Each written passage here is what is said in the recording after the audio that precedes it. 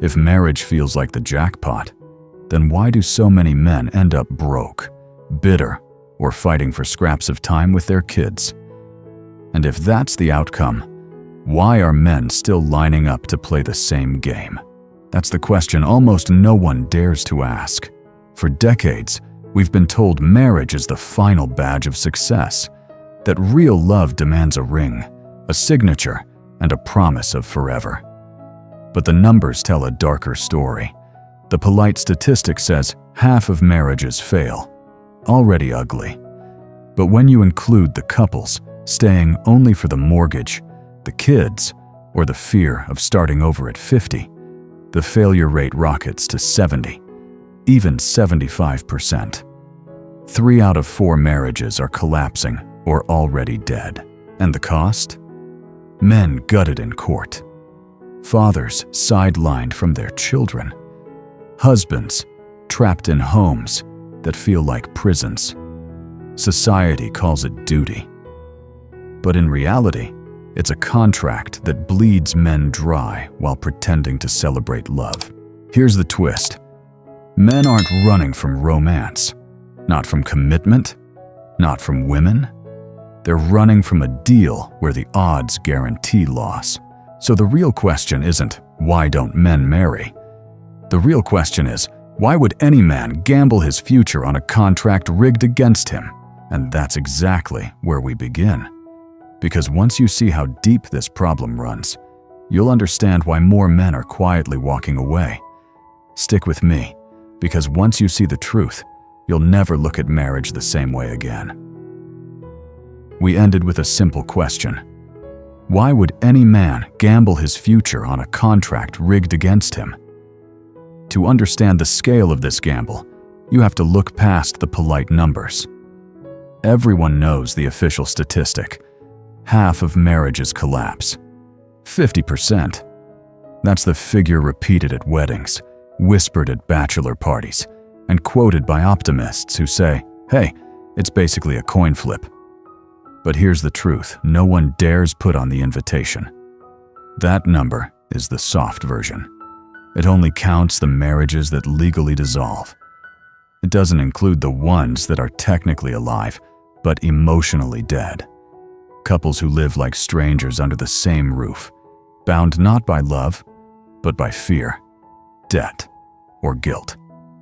When you count those, the odds shift. 70%, maybe 75%. That means 3 out of 4 marriages are either broken, breaking, or barely breathing.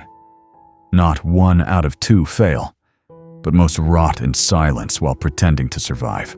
Now pause for a moment. Would you invest your life savings in a business with a 75% chance of going under? Would you board a plane if 3 out of 4 never landed? Would you hand over your future to a contract where loss is the default outcome? Of course not. Yet when it comes to marriage, men are told they must, not optional. Mandatory. Be a man, settle down, sign the papers. So the real curiosity isn't just the odds. It's why, knowing the odds, so many men still step up to play. Why repeat a game you've watched ruin your uncle, your neighbor, your best friend? Why walk into a casino where the house always wins? Think about what you've seen. You probably know a guy who seemed unstoppable in his 20s, ambitious, confident, full of energy. Then came the divorce. Suddenly, he's living in a 1-bedroom apartment, writing checks every month to someone who hates him, and seeing his kids every other weekend. You've seen fathers who built entire futures for their families, only to be erased from those futures by a judge. You've seen husbands who wear the ring, but move like ghosts. Men who died inside long before the marriage ended on paper. And what does society say about these men? That they weren't strong enough, that they weren't committed enough, that they should have tried harder. But the truth is different. These men didn't fail marriage. Marriage failed them. Not men abandoning responsibility, but a system abandoning men. And here's the twist. Men aren't avoiding marriage because they're too weak to commit. Not because they hate women. Not because they're afraid of intimacy. They're avoiding marriage because they can see the contract for what it is, a bet with catastrophic downside and almost no upside. Ask yourself, why would any rational man in any other area of life accept those terms? If you told a business owner, you've got a 75% chance of losing half your wealth, he'd laugh you out of the room. If you told an investor, you'll lose more often than you win, but you have to play, he'd walk away. But when it comes to marriage, men are told that walking away makes them selfish, broken, or immature. So maybe the question isn't, why don't men want to marry? Maybe the better question is, why does society demand men sign a deal that guarantees loss? And that's the doorway into the deeper truth. Because once you pull back the curtain, you realize the problem isn't just the odds. The problem is the programming. Men have been trained since birth to believe that marriage equals success. And until you understand how deep that training runs, you can't understand why so many keep walking into the fire. That's where we go next. What we'll close with. So if the odds are so stacked against men, why do they still sign up? Why does the cycle repeat, generation after generation, as if nothing has been learned? The answer isn't just statistics. It's something deeper, something built into biology and baked into culture. From the time a boy takes his first steps, he's nudged toward one destination. Marriage, not freedom, not independence. Marriage. Parents ask when he'll settle down. Teachers praise the idea of being a family man. Friends celebrate engagements like Olympic medals. Every rom-com ends with a wedding, as if the ceremony is the finish line, not the starting gun. In America, you'll see it in commercials, sitcoms, even children's cartoons. The story is everywhere. Real success forward to marriage. Not marriage's choice, but marriage as proof of manhood. That's the script. That's the programming. And breaking out of it feels like betrayal, not just to family, but to society itself. Biology makes the trap even tighter. Humans are wired to pair bond. That rush of dopamine, oxytocin, and serotonin you feel when you fall in love? That's nature's cocktail. It's intoxicating. It convinces you this time will be forever. But neuroscience tells a harder truth. The chemical high doesn't last. 18 months, maybe 4 years. Then it fades. What's left isn't butterflies. It's bills, obligations, and the fine print of a contract you signed while high on biology. Not lifelong magic, but a temporary high that tricks you into permanent decisions. Think of it like a casino. The flashing lights, the ringing bells, the rush of adrenaline, all designed to make you forget the math is rigged against you. Love works the same way. We chase the high, even when we've seen others lose it all. That's why 86% of divorced people remarry within 5 years. They just walked through fire, got burned, and then lined up to do it again. It's not stupidity, it's programming.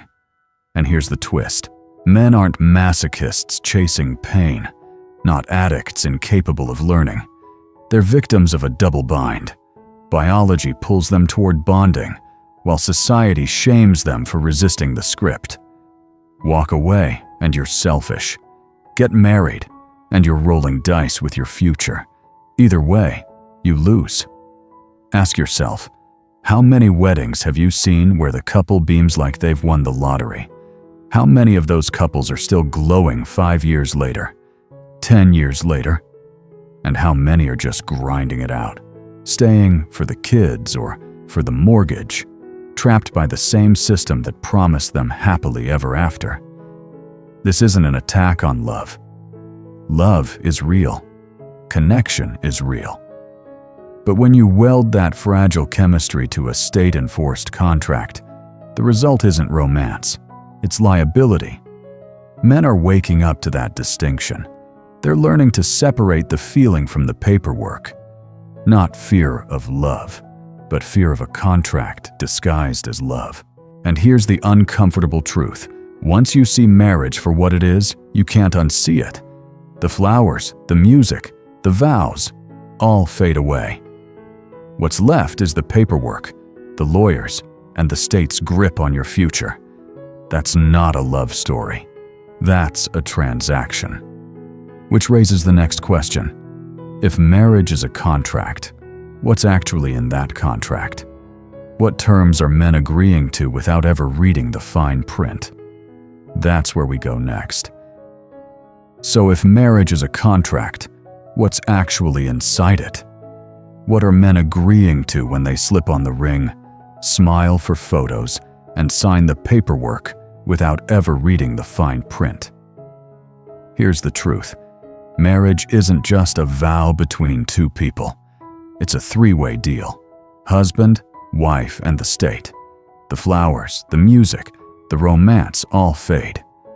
But the paperwork? That sticks. That paperwork gives the government the power to decide who keeps the house, who pays whom, and how often you can see your kids if the relationship collapses. Not a private promise of love, but a public contract enforced by the state. Think about the terms. By marrying, you are essentially betting half of your current assets and half of your future income on the assumption that your feelings, and hers, will never change. Would you make that bet in business? Would you stake your company on emotions? Never, but millions of men do it every year in marriage, encouraged by society to sign away their financial future under the guise of romance.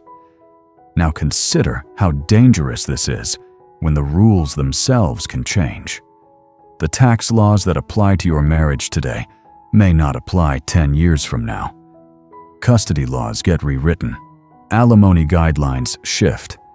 The deal you thought you signed isn't the deal you'll be held to later. Imagine signing a business contract where the other party could rewrite the rules halfway through the game and you're still locked in. That's what marriage is. Not security for life, but a blank check handed to the state. Let's get specific. A divorce isn't just a breakup. It's a feeding frenzy. Lawyers charging hundreds of dollars an hour, dragging out every fight because every hour billed as profit. Judges deciding who keeps your house, even if you bought it. Child support formulas that don't care about fairness, only about extracting maximum cash. And custody? It isn't about what's best for the kids. It's about which parent can navigate the system better. And that system is often stacked against the higher earner. Guess who that usually is? The man. And here's the cruelest part. The people profiting from your pain aren't strangers in the shadows. They're professionals in suits, smiling as they bill you into the ground. They don't care about your story. They care about your assets. To them, you're not a person. You're a paycheck. Now, some will argue that not all marriages are like this. True. But here's the question. Would you board a plane if 3 out of 4 crashed?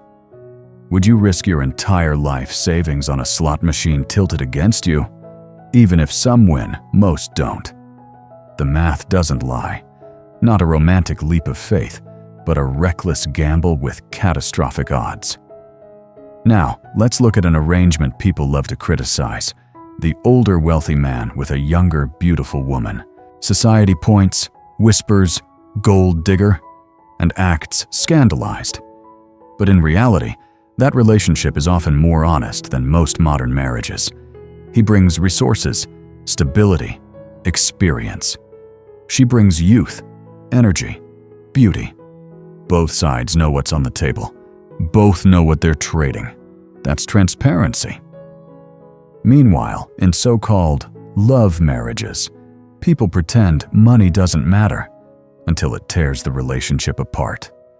The lie isn't that value is exchanged. The lie is pretending it isn't. At least prostitution is honest.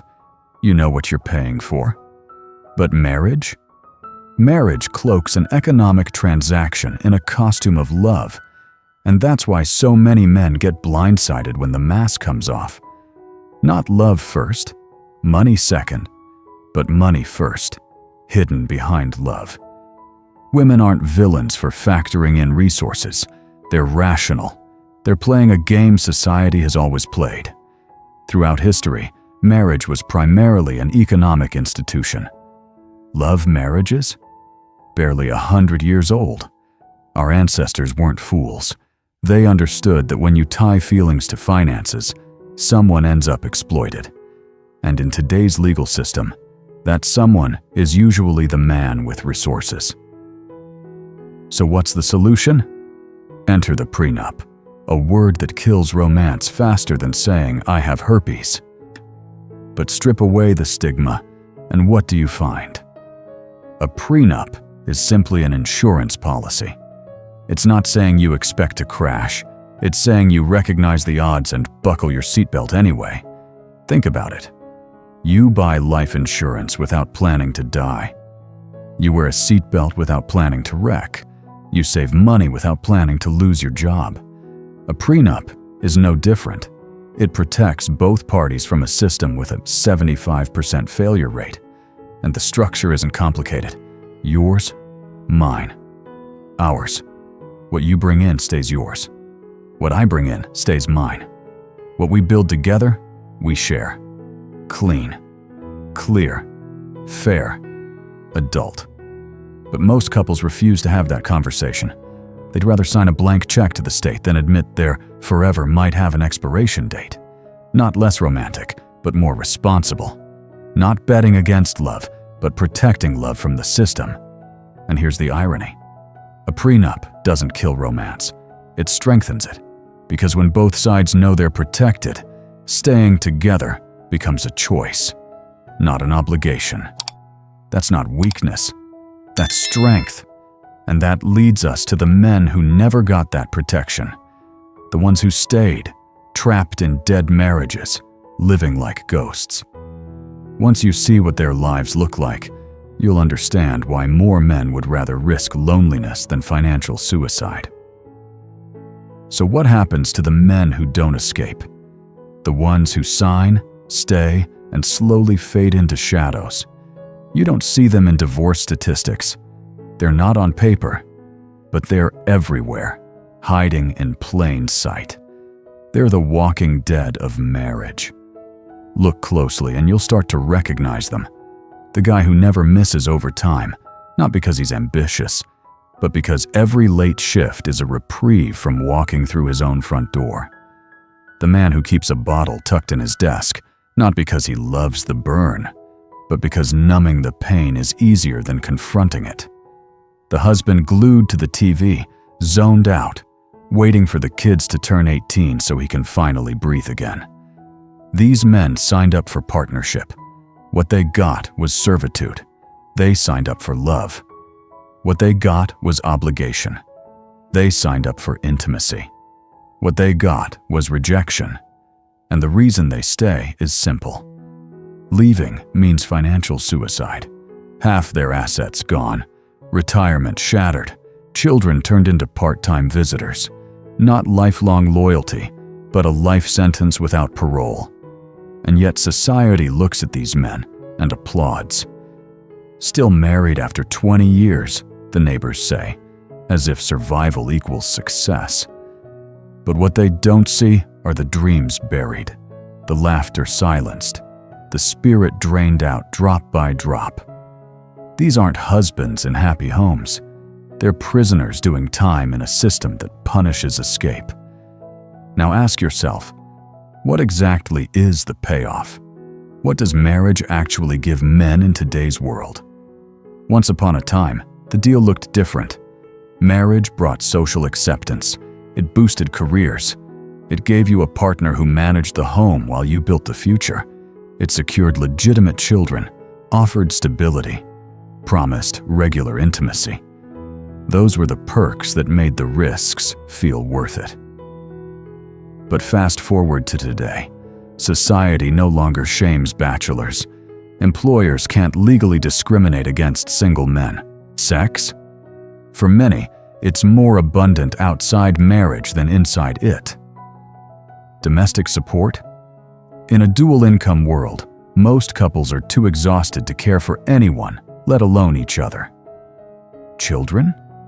More men are realizing they can father kids without handing the state control over their finances. One by one, the benefits that once balanced the risk have evaporated. So what's left? What unique advantage does marriage give a man in 2024? Love?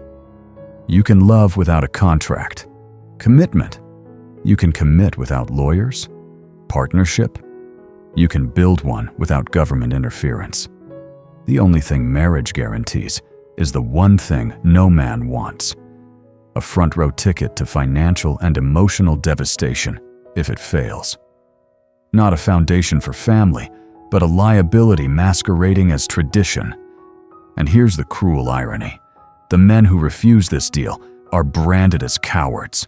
They're called selfish, immature, afraid of responsibility. But look closer. These aren't men hiding from life. They're men living it. They're starting businesses, traveling freely, enjoying relationships on their own terms. They're not afraid of love.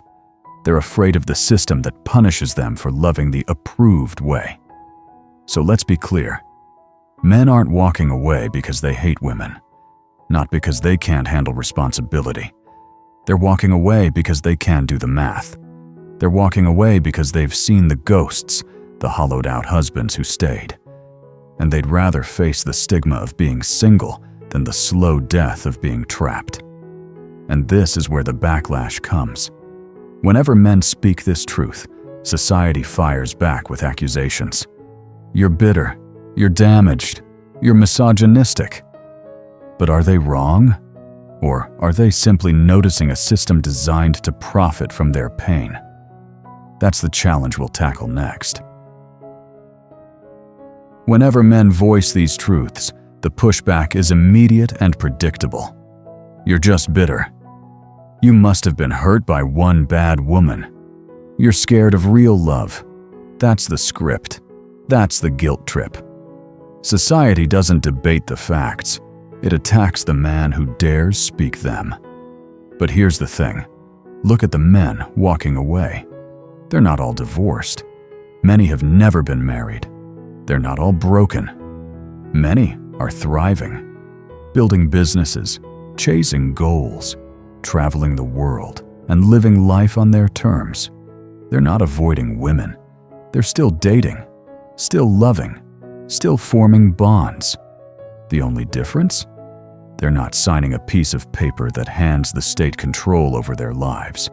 Not damaged men afraid of intimacy, but smart men who refuse to sign a bad contract. And this is the part most people can't stomach. Marriage doesn't just happen to fail.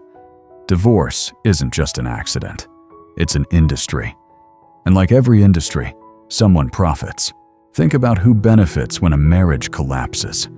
Lawyers billing $300 an hour. Judges and clerks feeding an endless backlog. Therapists cashing checks to treat wounds that didn't need to exist. Real estate agents pocketing commissions from forced home sales.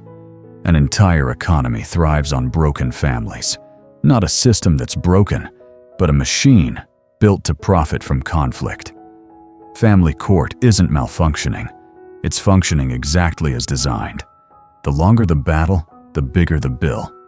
The messier the custody fight, the more hours logged. Every new motion, every evaluation, every court date is revenue. The system doesn't want resolution, it wants escalation. And because men are typically the higher earners, they become the primary targets. You think your lawyer is fighting for you? Half the time, he golfs with your wife's lawyer on weekends. They're not enemies. They're colleagues feeding off the same carcass. Your savings, your future. To the court, you're not a father, not a husband. You're a case file, a source of revenue, another paycheck. Ask yourself, if this system truly cared about families, why does it so often leave men destitute and children torn between two homes? If the goal was fairness, why does the higher earner almost always pay, regardless of circumstances? If justice was the mission, Why does the process look more like a cash grab than a solution? Here's the twist. Men aren't rejecting marriage because they've given up on love. Not because they're selfish. Not because they hate women. They're rejecting it because they've finally understood the bigger picture. This isn't about romance. It's about economics. It's about law. It's about power. And when the entire system is incentivized to see you fail, the smartest play is not to play at all. Not a crisis of masculinity, but an awakening of financial literacy. And that awakening is spreading. The marriage rate is plummeting. The average age of first marriage keeps climbing. More men are choosing to stay single permanently.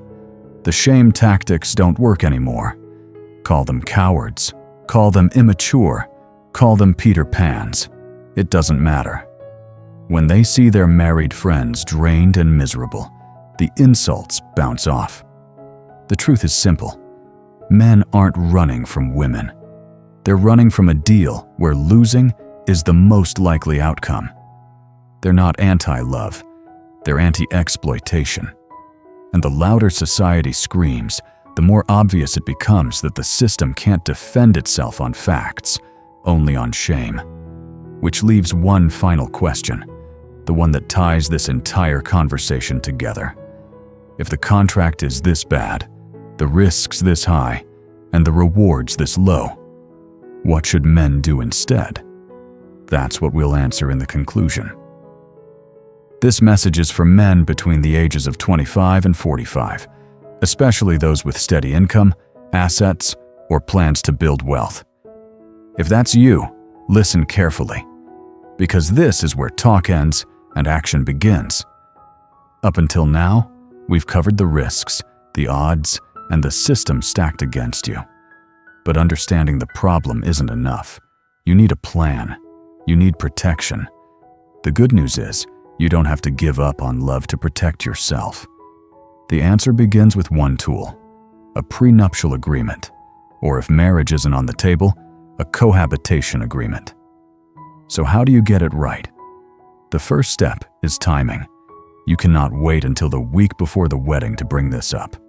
That's a recipe for conflict and panic. The smart move is to start this conversation at least 6 months ahead of time, when emotions are calmer and there's room to negotiate openly. Early transparency doesn't kill romance. It builds trust. Next, you need your own lawyer. Not her lawyer, yours. Independent legal counsel makes the difference between signing a fair agreement and walking blindfolded into a trap. When you bring in your own representation, you're not showing distrust, you're showing maturity. Once you have representation, define the scope. Lay everything out.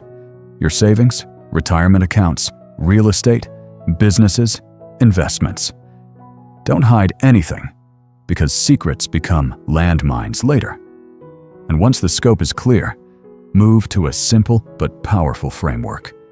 The yours, mine, ours model. Suppose you've built $80,000 in savings, and she has $20,000. That remains separate.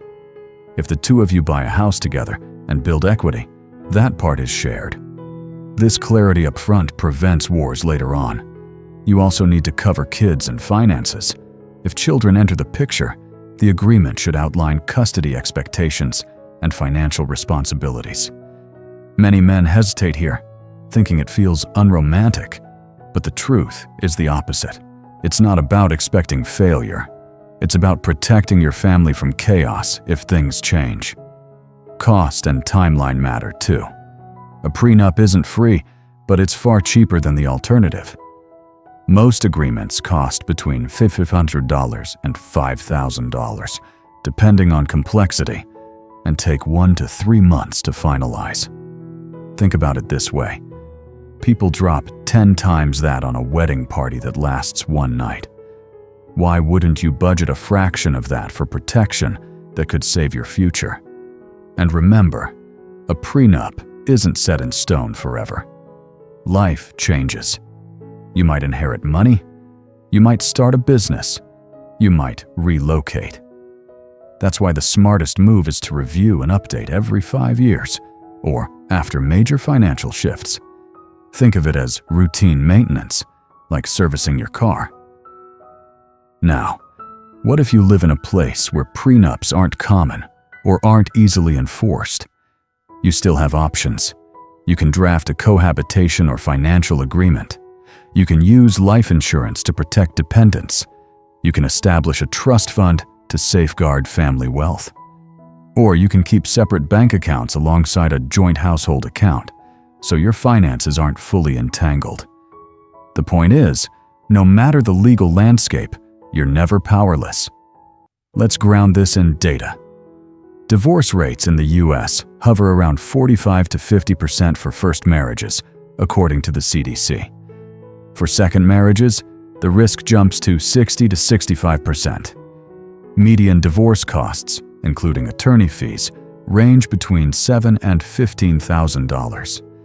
And when children are involved, mothers receive primary custody in roughly 70% of cases. These aren't scare tactics. These are the numbers. Consider 3 quick scenarios. Jason is 28, never married, and dating seriously. His move isn't to panic, it's to educate himself now, before engagement talks even start, by reading a prenup guide. Mark is 35 and engaged. He and his fiancée have unequal assets. His move is to schedule a consultation this month, draft a yours, mine, ours agreement, and budget around $3,000 in legal fees. David is 42, divorced, and preparing to remarry. His priority is different. He must protect inheritance rights for his children from the first marriage, which he can do through a combination of a trust and a prenup. And now, it's your turn. Your next step is simple but urgent.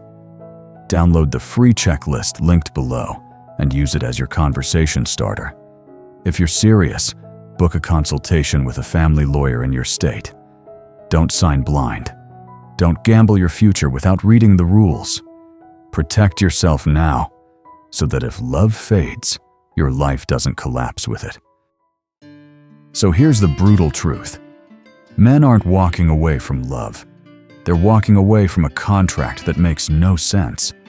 They're not afraid of commitment. They're afraid of a system that punishes them for trying. They're not weaker.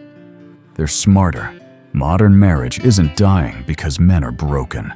It's dying because the deal itself is broken.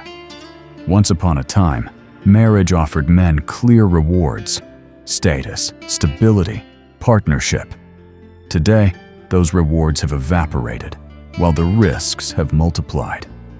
For men with something to lose, signing that contract is like loading a gun, spinning the chamber, and pulling the trigger on half your life's work. Not a path to love and security, but a gamble where loss is the most likely outcome. And here's the final twist. Real love doesn't need the state's approval. Real commitment doesn't need a courtroom. Real partnership isn't about being trapped. It's about choosing each other freely, every single day. That's stronger, not weaker. If this opened your eyes, don't keep it to yourself. Share this with the men who need to hear it. Like this video if you've ever questioned the script. Subscribe for more unfiltered truth about love, money, and the contracts that can make or break your future. Because silence keeps the game alive, and it's time men finally said no. Thank you for watching. See you in the next video.